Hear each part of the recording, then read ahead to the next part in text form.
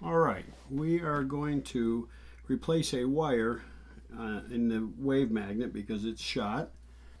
These are rubber wires, so I'm not going to put a cloth wire there. I'm going to use, this is I think this might be PVC, but it looks real good and it'll match just fine. But cloth will look odd if all the other ones are not cloth, so that's why I'm doing that.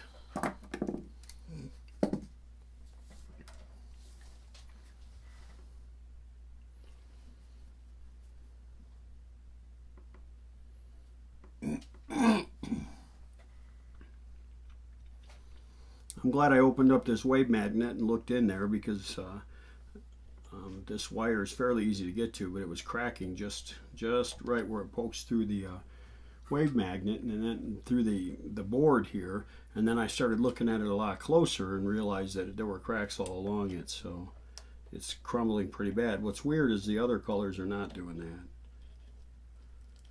I guess it makes sense that one color might actually deteriorate faster than the others. I mean, I love red cars, but everyone knows that red paint fades faster than other colors.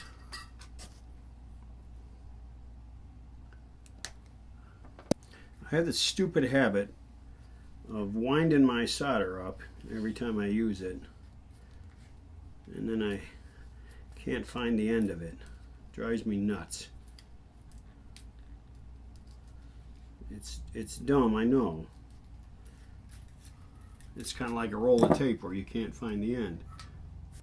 You know, when I first started messing with radios, I didn't really know about paste flux, and I would horse with stranded wire, and I avoided stranded wire at all costs because it's hard to solder without flux. With flux, it's a snap. So this just gets kind of twirled around this wire.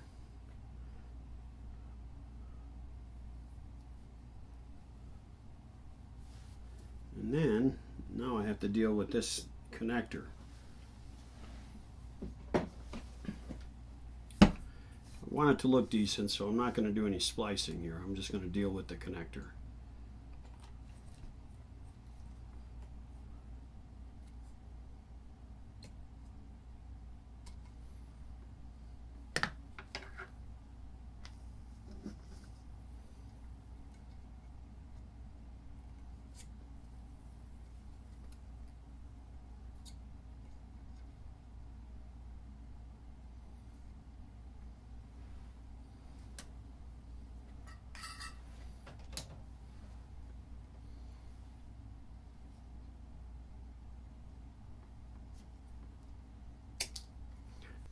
What you have to do is you just strip back a little bit of this wire. Alright, and then you're going to insert it in that pin. You just pulled that wire out, and hopefully you pulled enough solder out so that there's clearance to insert it. Sure enough, there is. Alright, so, but you want to tin this and heavily tin this, because you want it to have solder on it already when you start to heat up that pin shaft there. If you get solder on the outside of the pin, it won't go into the socket very easily, and you have to clean it off. I still have to try the liquid. I'm kind of ashamed. Guys have kindly suggested it, and then I haven't done it. Like I said, the tricky part is getting this wire, getting this little post heated up enough without getting a bunch of solder on the outside of it. Okay, so let's give it a whirl, shall we?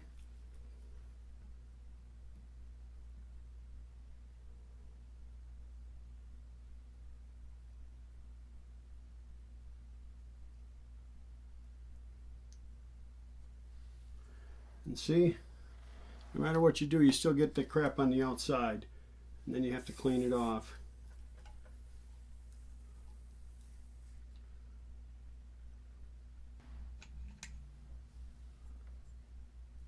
Okay, that looks pretty good. It's in there nice and secure. It's still flexible. All right. Now I just need to nip off the end of it, and we should be good.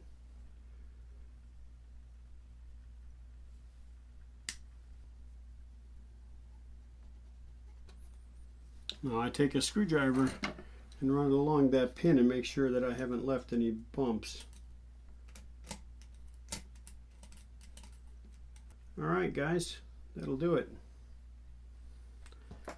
All the other antenna wires are in good shape, so there's nothing to worry about with those. They all look good, they're flexible, so I'll go ahead and put the cover back on this antenna.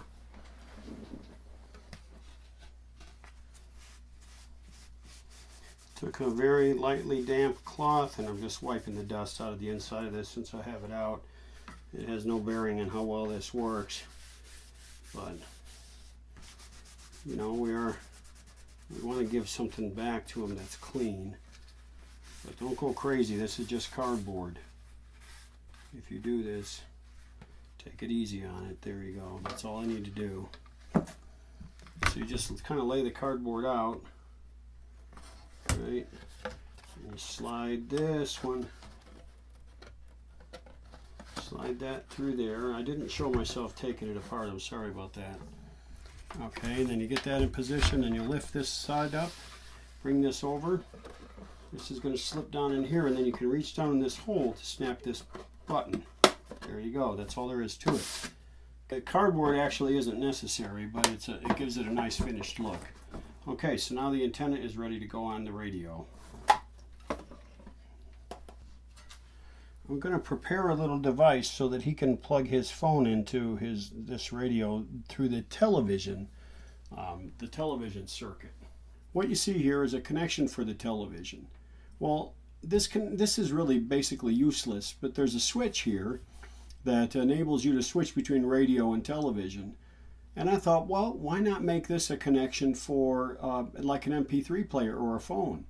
All I really lack is a capacitor to isolate it from DC that might come in through the radio and you know, potentially damage the device. So I'll go ahead and put a 0.05 microfarad capacitor in there, and that should work out fine. And I choose up 0.05 because it looks to me like that's the size, that's the rating right there that they're using to couple into the grid for the output amplifier tube. So that makes sense to me that would be the right capacitance to couple in here as well, because we're talking about audio frequencies now, and it's going to be trying to pass the same audio frequency here as here, so 0.05 makes sense. Now, I'm sure there are lots and lots of smart people out there who say, will be able to tell me all kinds of details about this circuitry and tell me why I'm all wrong, and that's okay. I've already tried this and it works great. So I'm going to go ahead and do it anyway, even if you give me all kinds of advice. So I'm stubborn that way. So here we go, guys. I'll go ahead and prepare this little device. Now, the connections, these two little sockets right here are small. But just like an Edison that I did fairly recently, I found that some just basic copper household solid wire will fit right in those holes. And so I'm going to solder a 0.05 microfarad capacitor to one of these and make these the two connections. And then I'm going to give him basically a 3.5 millimeter phone jack at one end and alligator clips on the other, so he can just clip to these. That's the plan. Well, they're not super pretty, but you know what? They'll work. And you know, it's just a sort of an accessory. It's not really part of the radio, and it's just something that he can use if he wants to plug his phone into it. No big deal. Well, let's install this chassis into the cabinet. What do you think? I think that's a good plan, because it's Saturday evening and I've talked to wifey, and normally we do something together, but she agrees with me. We need to get this radio done. So I'm going to work on this thing till it's done tonight. I need to put these springs on the bottom of the chassis. You just hook the big part of this guy into this little square opening here. They snap in like that, and they provide the suspension that for some radios we use the rubber isolating washers for. This does not use rubber isolating washers. This uses this method instead. Why am I always losing the fourth of whatever it is I'm messing with? Here it is, hiding behind the tripod. If there's 4 items, I'll lose the fourth. If there's 3, I'll lose the third. You get the idea. It drives me insane. There we go. So it's a matter of getting that little curly Q part. It seems like every one of them is sort of on this part here. Now, because I work inside most of the time, I have not been bitten by a mosquito all summer. And yet, here I am with the door open, trying to stay cool because it's hotter than heck. And sure enough, it's getting up on sundown and the mosquitoes are out. I want to take these knobs off. And all 3 of these have to come off. And you know how I am, man. I always forget to take the knobs off before I go pushing the radio up against the front of the radio, pushing the chassis up against the front of the radio. It's just tradition that I forget to take these off. So I'm surprised I remembered it this time. Now it's sitting on those springs. What I want to do first is mount the speaker. I'd like to get the speaker out of the way. So let me raise up my cart here.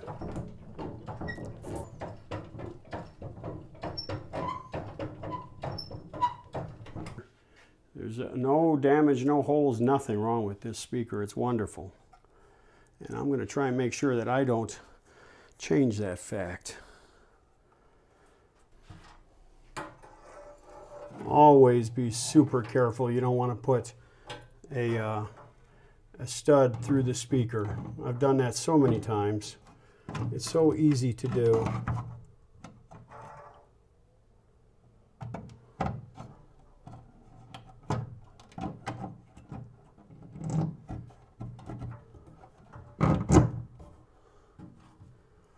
And then put one of the top ones in, even if you just put it in loosely. You want to hold that in position so if you lose your focus, it doesn't come falling out. So you want to do that right away. I put split lock washers on this. They're a little bit more rugged and there's room enough for them. So that's what I'm doing on these. You want lock washers on your speakers, otherwise the thing will vibrate itself out of the radio. It will leap off the radio, run across the floor, run out your front door, and you'll never see it again. I promise. Really, I wouldn't lie to you this time. How many times have you taken apart a console and found all the speaker nuts loose, or if there are screws, they're all loose? Yeah, now you know why I like lock washers.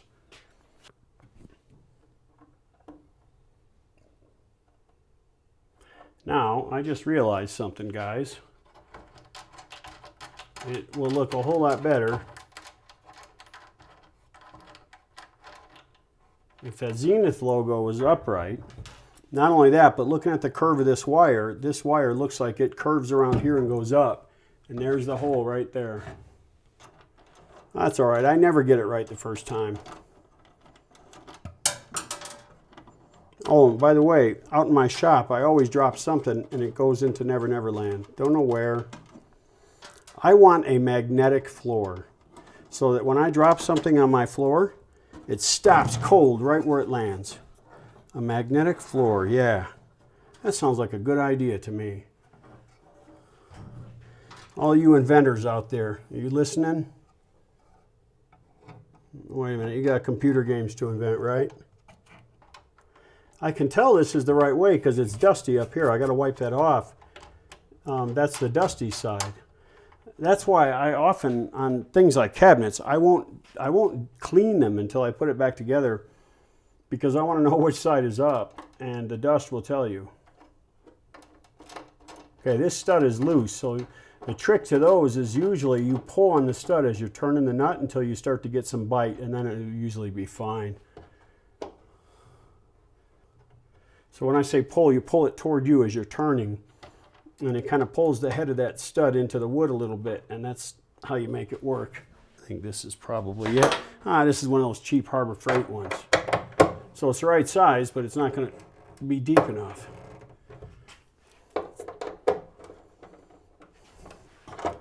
I know why people buy so much from Harbor Freight. I get it, because the price and all that. But a lot of what they sell, man, a lot of it is just junk. You buy a Harbor Freight tool like, you know, 5 or 6 times in your lifetime. When you buy one good American-made tool, or even if you must, you buy a Japanese or a German tool, and it'll last the rest of your life. You only have to buy it one time. And see, this is going to come up, I'm pretty sure, well, it's too big for that hole, so it's going to have to come up through here. So there we go. Something like that. But let's lower this down now and get ready to put that chassis in. This is just a matter of getting it up and setting it on the holes.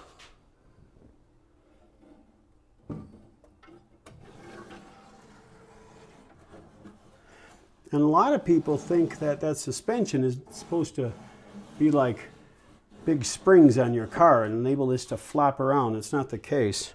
You're still going to cinch this down pretty good. And let me show you how I know that. Take a look at how that sits in the cabinet now. You see that there? And of course, when I tighten that, that's going to come down, and that'll center itself. Here's what the chassis mount hardware looks like on that Zenith, the other half of it. You've already seen that spring, but now you notice that this screw, or this bolt, has an integral washer on it.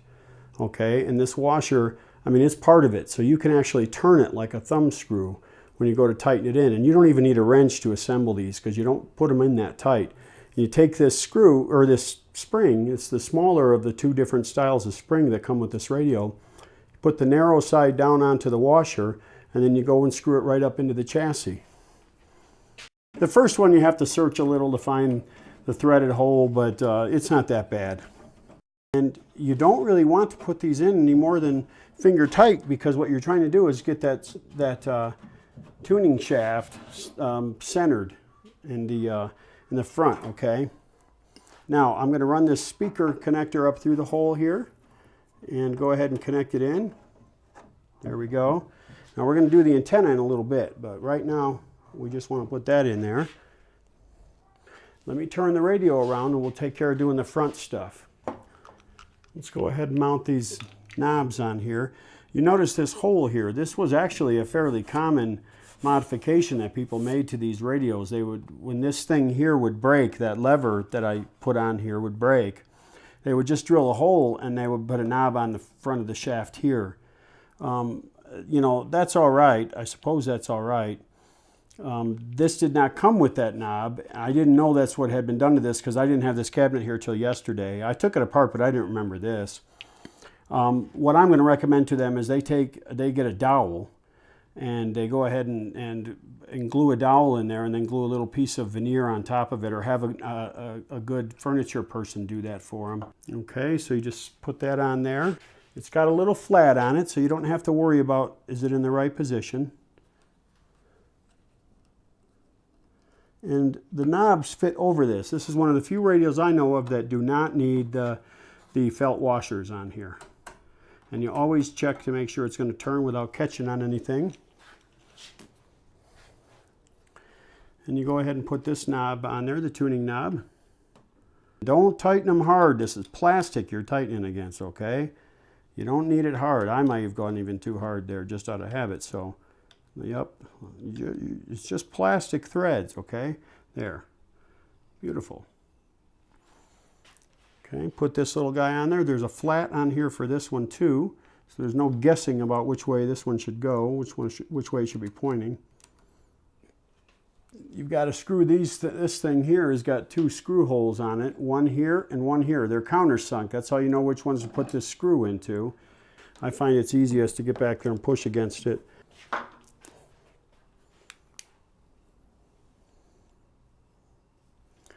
Okay, pretty close.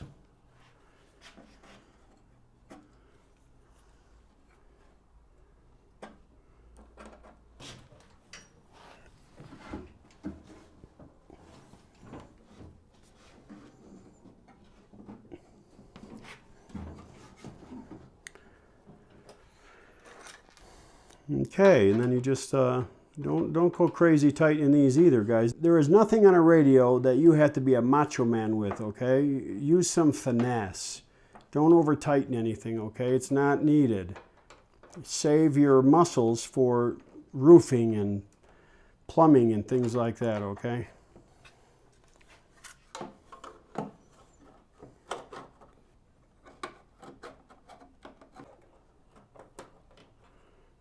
Don't cinch these all the way down yet either. You want this to be a little loose till you get all of them in place. I think I actually have all the screws for this. I'll be damned. I haven't had to find a single piece of hardware except those two little sheet metal screws when I was putting the chassis together.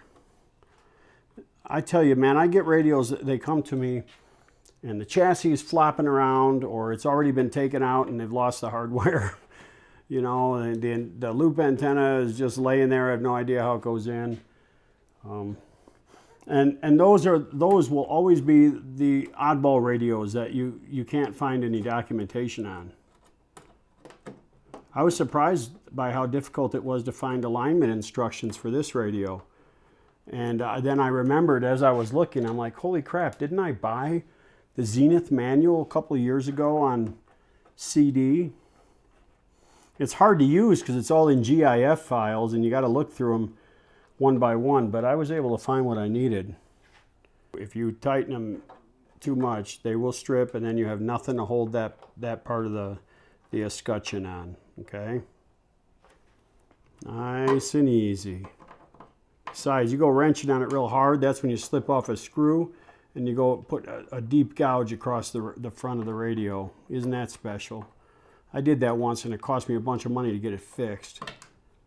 See? If I was pushing on that, that would have cut into the radio. There. Okay, so far so good. Let me check, make sure the needle doesn't catch on it. A lot of these Zeniths, that happens because this is a concave dial glass.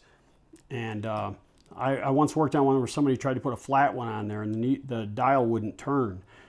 And it was back in the early days of radio work for me, and I did not know that was not the original dial glass. Now I'd know. Okay, the way these work, there's a little piece of spring steel right here. You see that? And that catches right here on the escutcheon, okay? The escutcheon slips down into that spring steel, and then you have this little latch right here. And you make sure it's not like a car door. You actually have to push that to close it, okay? Don't try to shove it on there. It's not beveled. It's not going to work like a car door. Push it, get it in place, and then release it.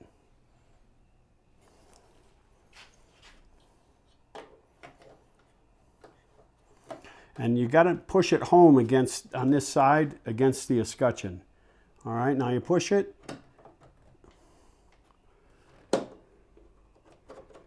Oh, let me show you something else. There are these little tabs here. See these little tabs, these 4 little tabs? They fit down into the escutcheon too, and if you have it off center, it'll prevent it from going all the way on. So you kind of have to look at the top ones, and then you get those lined up, and then you push that button in and it snaps right in, see? Beautiful.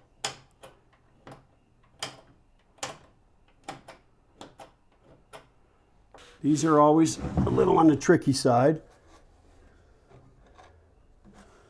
because you risk damaging the tone control and scratching the radio and scratching the cabinet.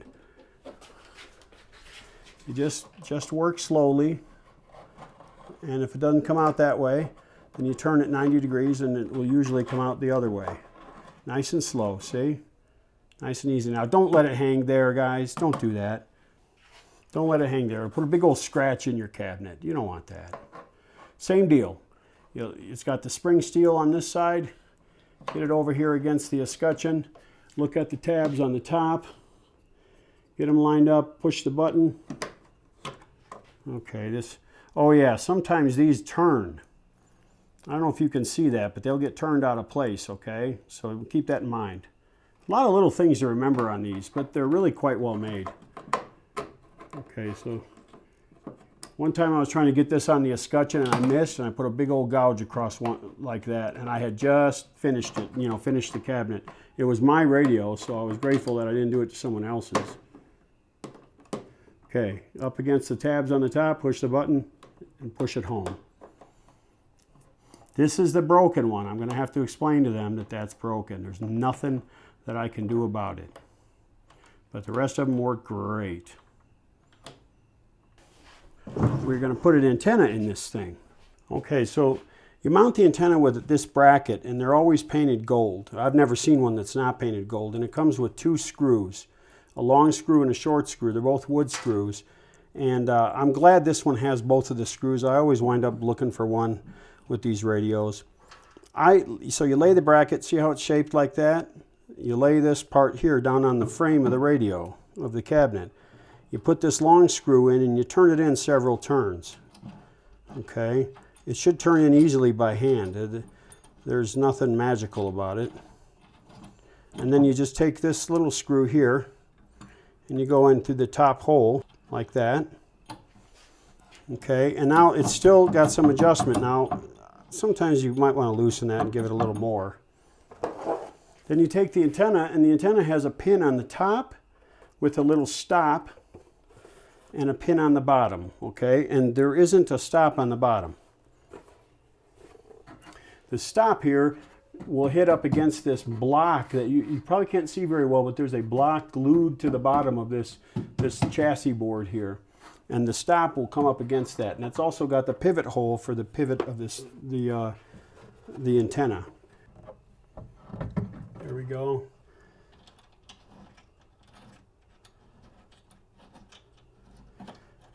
Remember, this is called it's not just called the wave magnet.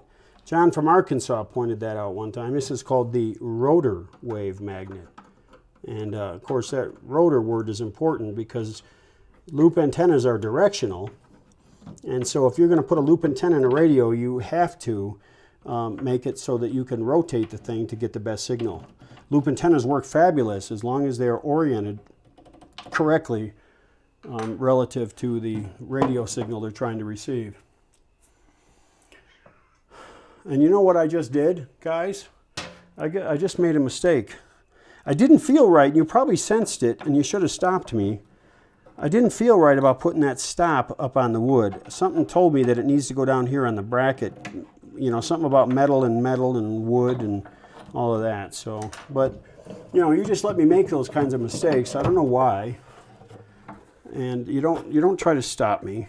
You can see that the cord is not going to reach. I'm standing here close to it. I couldn't see it. But from your perspective, I know you could see that. So, guys, come on, man. Help me out here when I'm doing something dumb. It would be really nice. All right. Of course, if you spoke up every time I did something dumb, I'd never get anything said because you'd always be speaking up. Oh, well. See that? How the rotor wave magnet works? Okay. There you go. See? It's got about, oh, well, looks like nearly 360 degrees. Not quite. Yeah. Okay, that way. That way. Yeah. Around 270 degrees, I think. And you run this up through here. That's why this is flexible. That's why I couldn't use solid core wire, for example, because this thing has to be able to go back and forth as often as the owner wants to do that. And you push the connector home and you're good to go. That is all of the parts that are needed to make this radio work. So what I need to do is lower this carefully and set up so you can see the radio play. We're going to turn it on and we're going to try it.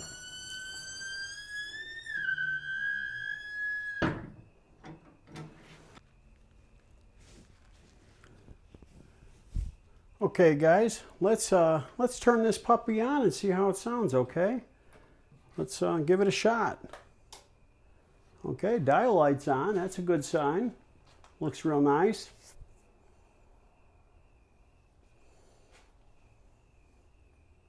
Tube radios are good for anticipation, man. They make you wait. On a job. There you go. Oftentimes in life, I mean, it's human nature. We put things off that we don't. I told you 570 would come in upstairs.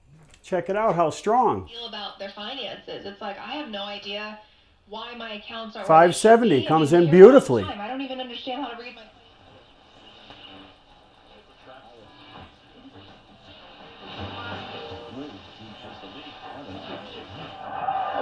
too much added. A moment or two added at the end of the first. Yep, those fluorescent lights are making noise. But that's life. Customer. Coverage is underwritten by Liberty Mutual Insurance Company. Diabetes, I don't do it except when I explain it to people. That's Popcorn Fan, the 2018. There we go.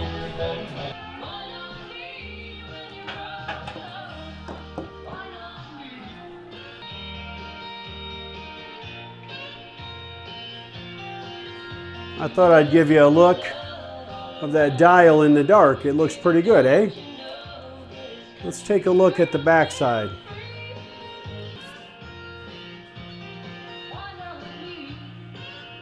Now that's a beautiful thing, guys. Look at that. There we go. That's a thing of beauty, eh?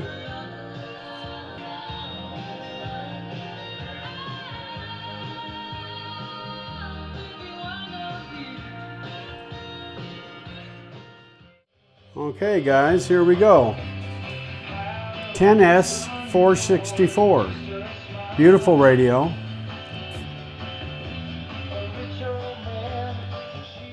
I'm not a big Eagles fan, especially on KSOP. Eagles don't belong on a country station. All right, so check out the tuning eye.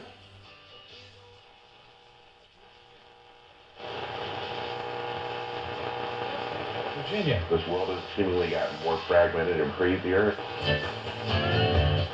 Howard is one ball and one strike.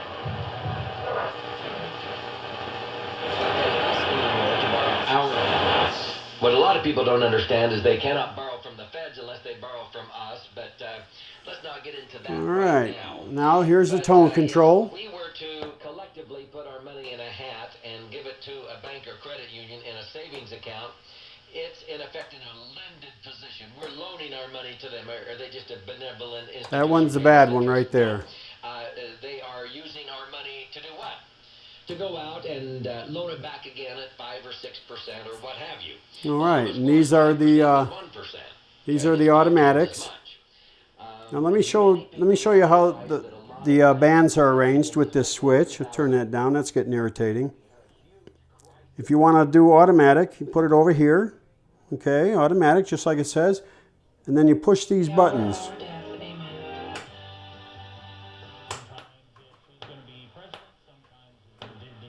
Yeah, I'm going to have to put some little bumpers on the end. I've done that before on the end of each one of those.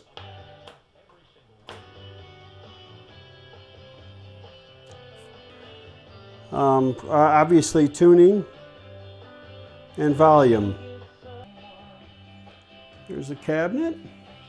It's a nice radio. Check it out, it looks real good.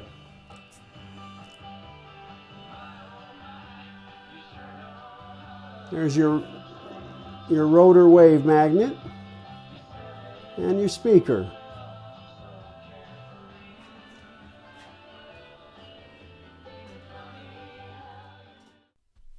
That button thing was really bothering me. I couldn't figure out why it wouldn't hold presets when I'd push the button in, why the buttons wouldn't stay locked in when they did fine on the bench. Well, you see there's no gap there in the corners now. But what was happening was there was a gap before when I decided to pull the escutcheon off and take a look. And what I saw was a gap of about 3 or 4 millimeters in there. Pretty significant gap. Maybe it wasn't quite that much, but at least 2 or 3 millimeters. Well, it turns out that those screws that I had installed on this preset assembly to hold it onto the chassis weren't supposed to be there. And that's why they weren't there when I took this thing apart. And that's why I was short 2 screws. I pulled the chassis, removed the screws, reassembled it, put it all back together, and I'll be darned, now the buttons work perfectly. So, problem solved.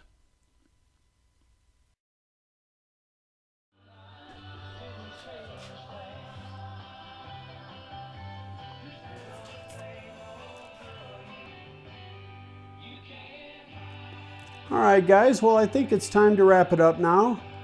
I'm glad I finished this project. This gentleman's real happy about being able to get it here sooner than he thought he would.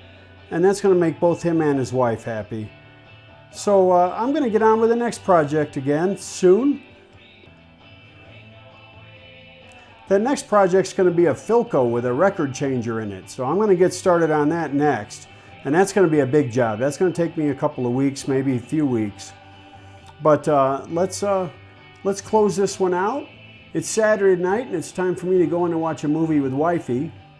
So on a hot night on August the 26th, from your Western Outpost in Salt Lake City, with KSOP Classic Country playing on the radio, this is Michael.